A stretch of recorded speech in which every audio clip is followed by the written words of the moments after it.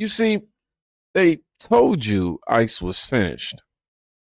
But then this week happened. You gotta grab a gun. We gotta turn around the guns on this fascist system. These ICE agents gotta get shot and wiped out. The state machinery, that's a full display right there, has to get wiped out. You gotta grab a... Wow. So starting here, Chicago rally, where a guy literally calls for ICE agents to get shot and wiped out. Tolerant, right? Here's what most miss. Violent talk like this doesn't just vent enhanced political ammo to the side that promised mass removals. You escalate rhetoric, you accelerate enforcement. Now, quick reality check, because chaos like this is why I lock my digital life down. Hold up. If you getting spam calls and random weird text messages out of nowhere, it's probably not random. And it used to happen to me all the time. And look, I run a whole YouTube channel. What I didn't know is my information was already out there. These data broker sites literally had my full name, old passwords, addresses, and even stuff linked to my business accounts. Big tech, they don't protect you. And I had to learn the hard way. And that's why I started using Aura.com, the sponsor of today's video. Aura finds where your personal info is exposed, scrubs it from data broker sites, monitor your identity 24/7, and alerts you fast when something shady is happening. It even has a built-in VPN, antivirus, and financial fraud alerts, all in one app. For real, Kingdom Reacts was at risk. This ain't just a sponsor plug. This is real. They help me lock everything down. Go to aura.com/kingdomreacts right now to get you a 2-week free trial. And that link helps the channel too. It's free to try, but the peace of mind, it's honestly priceless. And that's why I can no longer allow you or your family to go unprotected. Definitely click that link in the description. All right, now back to the story here. You push this kind of rhetoric out in public, policy response. But speaking of acceleration, ICE leadership didn't just shrug. It actually, they changed drivers. Move spearheaded by Corey Lewandowski, and it's all in an effort to boost deportation numbers, which are already at more than 500,000 since President Trump took office. So here's what we're talking about. Some of the ICE leadership positions being removed are the heads of ICE here in Los Angeles, in San Diego, Phoenix, Philadelphia, Seattle, El Paso, New Orleans, and Denver, just to name some of them. I'm told some of their replacements will be Border Patrol officials, hand-selected by Border Patrol Commander Greg Bavino, whose aggressive and sometimes controversial tactics to arrest illegal aliens have elevated him within the Trump administration. Now, this is significant because Border Patrol and ICE do very different things, and we've embedded with both agencies multiple times. When we're with ICE, they are typically doing targeted enforcement of criminal illegal aliens, always knowing who they are arresting beforehand and often doing hours of surveillance to try and learn the target's schedule. Now, Border Patrol has been much more aggressive. They conduct roving patrols and raids at places like Home Depot, car washes, and flea markets, pretty much arresting anyone they suspect is in the U.S. illegally. Now, replacing ICE leadership with Border Patrol officials signals the Trump administration wants deportation efforts to get much more aggressive, with one Border Patrol source telling Fox, quote, "What did everyone think mass deportations meant? Only the worst? Tom Homan has said it himself. Anyone in the U.S. illegally is on the table." Now, DHS spokesperson Tricia McLaughlin wouldn't confirm the personnel shakeup in a statement to Fox, saying in part, quote, "While we have no personnel changes to announce at this time, the Trump administration remains laser focused on delivering results and removing violent criminal illegal immigrants from this country." And Dana, a senior Trump administration official, did confirm these personnel moves to Fox, adding that there was a big widespread review of ICE leadership after the One Big Beautiful Bill passed. And I'm told these changes were made based off who the administration feels can execute a mass deportation agenda, with all of that added money and staffing coming from that bill. More to come. Yeah, Fox just dropped a whole nuke right there. You know what I'm saying? You got the chiefs out in multiple cities, Border Patrol, hardliners in. Let me translate that for you. Patrol tactics replacing paper-only arrest. Now, swap the management. Swap the management. Don't change the mission too much. But this is the pivot from targeted warrants to find and remove at scale. If you thought mass deportations meant only the worst, The source literally says anyone here illegally is on the table. That's what we voted for. Policy gets judged in reality on roads, not press releases. Court records show the driver who is accused of causing it is now facing multiple felony charges. The crash happened outside of Westfield on West Lincoln Street near South Division Street just after 7 p.m. on Friday. The Clark County coroner says husband and wife Michael and Gail Clayton were killed when a van crossed the center line and hit their truck head on. The Coles County board chairman says Michael was in his second term as a board member. 2 others in the truck were hurt and taken to a hospital. The driver of the van, who state police identified as 34-year-old Edwin Pachek Meza, is facing charges of reckless homicide and aggravated DUI. He was also issued 8 tickets. Court records show the driver who is accused of causing... Wow. Clark County, Illinois. Husband and wife killed. The charges was reckless homicide, aggravated DUI. And state rep says the driver's here illegally. So with all these illegal drivers popping up. People frame this as abstract compassion, but when policy fails in names, not numbers. Michael and Gail Clayton.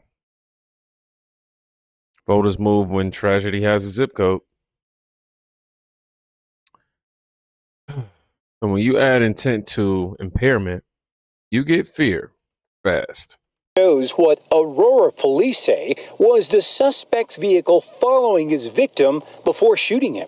Investigators said the sometimes controversial flock cameras and license plate readers, LPRs, helped APD charge a suspect in what is described as a violent and targeted shooting. Without this technology, without the use of our LPRs and our cameras, we would not have been able to get a quick resolution to this case. APD said it has arrested Celine Villeda Orellana in connection with the shooting that took place on I-225 South near East 6th Avenue just after 1 o'clock Saturday morning. Through backtracking this incident on our camera systems and LPR, not only did we locate the victim, but we located somebody following our victim. Investigators said the man from Honduras shot the victim 3 times during a car-to-car shooting. Investigators said when they arrested the 38-year-old, they discovered he was in the country illegally and was carrying a weapon linked to the shooting.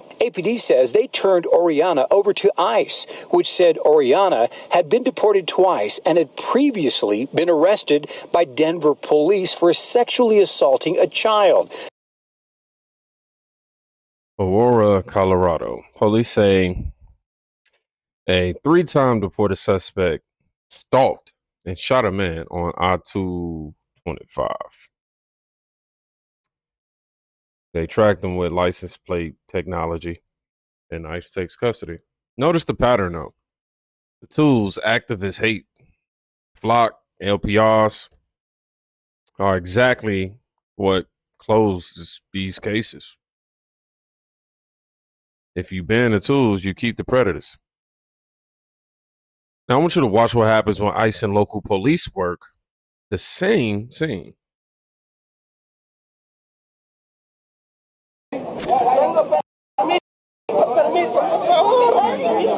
Apologies for the technical issues.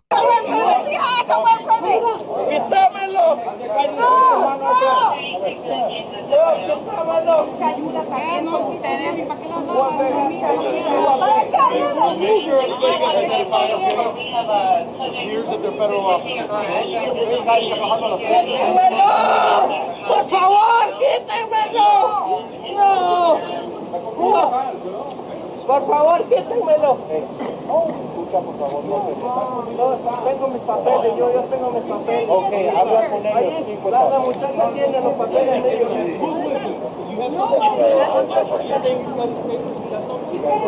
Ahí está mi licencia.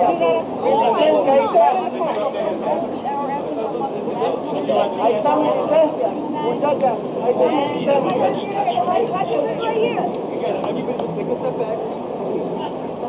Por favor.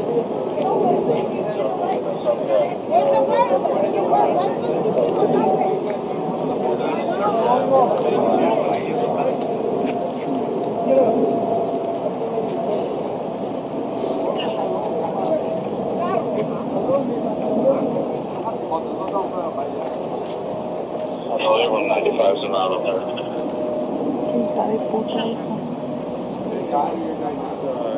Buena suerte, muchachos, buena suerte. Quédense, ¿ok?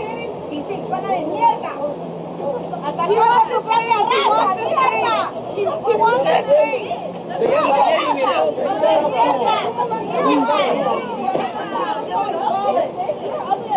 Now, this is Palatine, Illinois. DHS detains a suspect. Local police keep a volatile crowd from swarming the van. Community gets used as a shield until the cameras turn off. Then the same community wants safer streets. You can't obstruct removal at 4 p.m. and then demand order at 9. And if you're wondering how ICE got so easy to track, keep this. It's kind of a whole cat and mouse game of where they're going to show up next. We'll be there in 2 minutes and see if we see anything. I already told you, you need to stay on the sidewalk. I said you can record, but stay on the sidewalk. Everybody get in your car and follow. Follow them. I woke up a Monday in September, and my mom was saying, hey, ICE is in West Chicago. We have to go. We met up with some other patroller groups and leaders and got connected. And then kind of since then, it's been no sleep, out all the time, just trying to find these guys. For the last month, brothers Ben and Sam have spent their days driving around the suburbs of West Chicago, tracking and documenting ICE arrests. It was October the 16th, and we have video confirmation of ICE agents using the Illinois State Police headquarters parking lot. The teenagers are both homeschooled and carve out 5 hours each day to volunteer for a rapid response network that documents the arrests and assists families of those detained. What made you decide to do this? My entire life, or at least my teenage years, I've been very checked into the news and what's happening in the world, but I've always felt kind of paralyzed in what I can actually do because I'm just a high schooler in white suburbs of Illinois, and then I woke up to ICE in my hometown. In September, the Trump administration launched a major immigration crackdown in Illinois called Operation Midway Blitz. More than 1,500 people have been swept up in the raids, according to the Department of Homeland Security. The administration says they're targeting undocumented immigrants who are violent criminals, but the reality is much different. They say they're targeting like murderers and drug dealers. It's like, no, you're targeting the wife with who's working to support the family. You're targeting the dad who is just trying to have his family be able to live. They're driving around, they're looking for somebody who's brown. They jump out and they grab them and then they disappear. He's a citizen! He's a citizen! We've gotten to places late where they've just taken somebody's husband with no criminal background. Help us! Or we've gotten somewhere late where they've just taken somebody from a parking lot at a grocery store. If we aren't there to film it, sometimes we don't get their names. Sometimes they're just gone.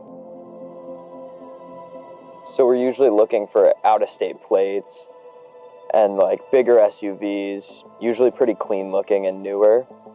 On the day we joined them, the brothers headed to a local courthouse.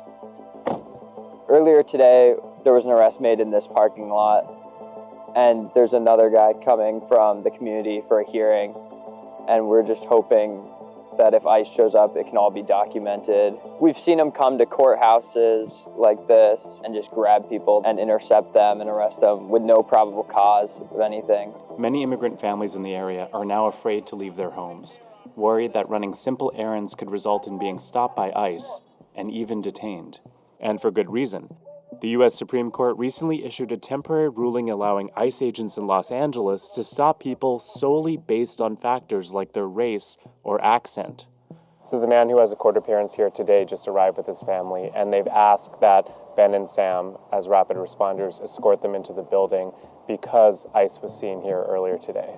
The Trump administration argues that community patrols can turn into violent mobs, and is attempting to deploy the National Guard to Chicago to protect federal agents. Ben and Sam didn't actually encounter ICE on this day, but say they'll continue to look out for their immigrant neighbors. How are people okay with this? How do they see it? And just accept it as reality, or they're for it and they think that this is good for America. We have such an amazing community in West Chicago, and they're trying to take that from us. Two suburban teens spend nights tracing ICE vans and posting routes online. These people just snitch on themselves. This isn't citizen journalism that you're doing right now. It's operational compromise. Minors live mapping federal teams. The first time a suspect flips and someone gets hurt, everybody's a co-defendant. Meanwhile, courts aren't done with older cases either. Morgan County man in jail tonight. He was arrested on a warrant after he was indicted in a fatal crash 3.5 years ago. That arrest was yesterday. Adelaido Barrientos faces multiple charges, including reckless murder in connection with the crash that killed Tamaria Martin back in 2020. It led to Barrientos' indictment in early 2022. A grand jury found reason to believe he was driving under the influence when his car struck Martin's car. Barrientos is held on a $50,000 bond, but also an ICE detainer that will prevent his release. It's not clear when he'll appear in court. Morgan County Detainers. Look, this is Morgan County, Alabama. Indictment for a 2020 fatal DUI. ICE detainer blocks release. I'm telling y'all, detainers are the firewall.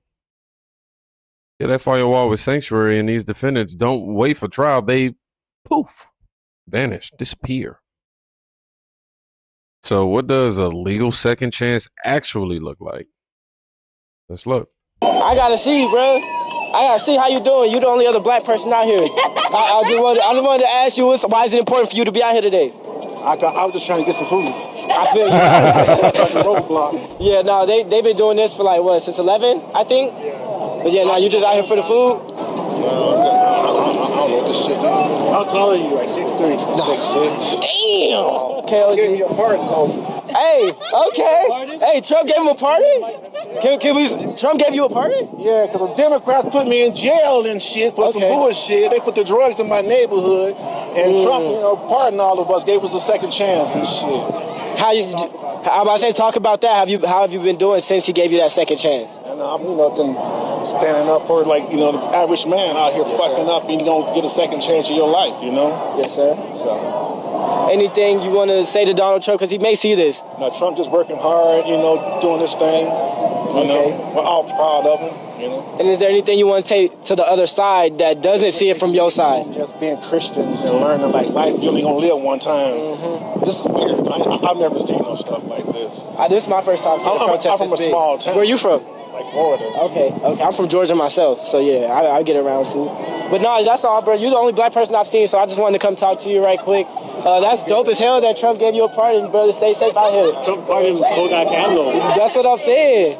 I needed that part. That was a life sentence. Damn. Congrats that you're out, bro. Yeah. They were trying to give him a life sentence for drugs. Right there. Last word goes to a man who says a pardon gave him a real second shot. Mercy is for people who change. Policy is for people who won't. That's the difference. Chicago wanted ICE gone. However, if you made it to the end of this video, I want you to put reality voted louder. Because it definitely did. Y'all be safe. Please go check on a friend today. You can quite literally be saving their life. Peace.